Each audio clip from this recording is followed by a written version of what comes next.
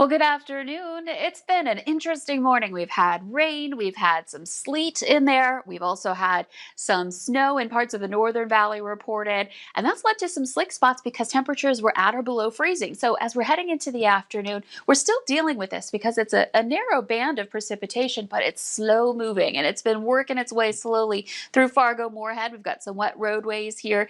It hasn't been a heavy amount of rain, but still some rain has impacted the metro and is moving on to other areas. Fargo's right now at 36 degrees. That's good to be above the freezing mark now. It's 36 in Grand Forks, 34 with rain being reported in Thief River Falls. Still reporting some sunshine in Bemidji, so not everybody's under mostly cloudy skies.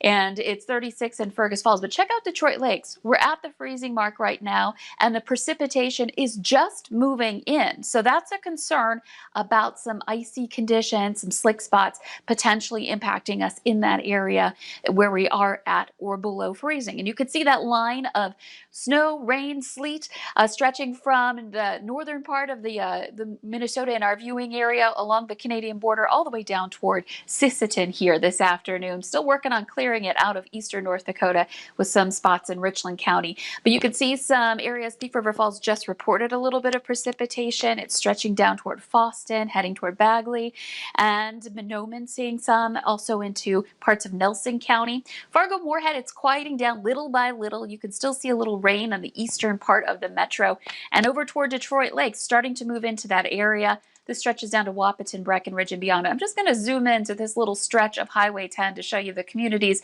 around that may end up dealing with some not only rain but also some slick spots because temperatures are closer to freezing around Detroit Lakes. So again, Glendon, Hawley, over to Lake Park and Audubon, and then Detroit Lakes. This is moving in and moving across Highway 59. And again, we're clearing out in Fargo-Moorhead. Winds are in the teens in a lot of spots. They're out of the south or southeast in most areas. And we've got one gust up in Hallock to 26 miles per hour, but also another one in Baudette to 23. So there are some places where it's a little more brisk, especially in the Northern Valley. So as we head our way into the afternoon, we'll watch our chances for rain and snow just kind of work their ways gradually eastward here. By 5 o'clock, it's quieting down for a bit, but we've got another round that's going to be lifting in, and that's going to bring us more chances for rain tonight. So there may be some places that don't get much of a break in the east once it starts up. Temperatures this afternoon, 40s. Some of us who have been rain-free for a while may get to the low 50s. And as we head into late tonight, you can see eastern parts of the viewing area still seeing some spotty showers.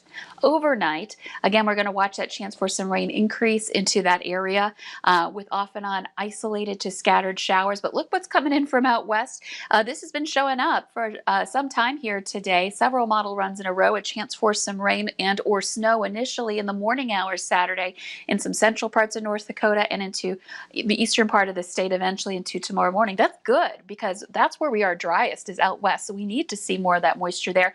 And then of course it needs to hang around as it moves eastward too. And that's certainly the case as we head into the day tomorrow. As temperatures rise, we'll see this change back over to some rain, but it might end up being a little bit messy with this precipitation we've got coming through. So this continues into the evening hours. Eventually, it does start to taper off heading into Saturday night. So we're talking snowfall potential. Most areas just a little dusting potentially, or maybe it even melts once it reaches the ground given the timing of this. But there could be a couple of areas that get a coating of snow.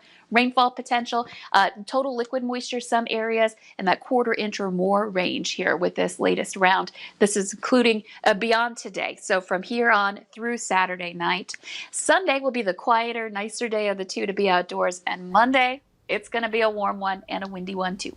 So this little bit of rain will definitely help, especially when some of those places like you just mentioned that could definitely use some of that moisture. Thanks again, Lisa.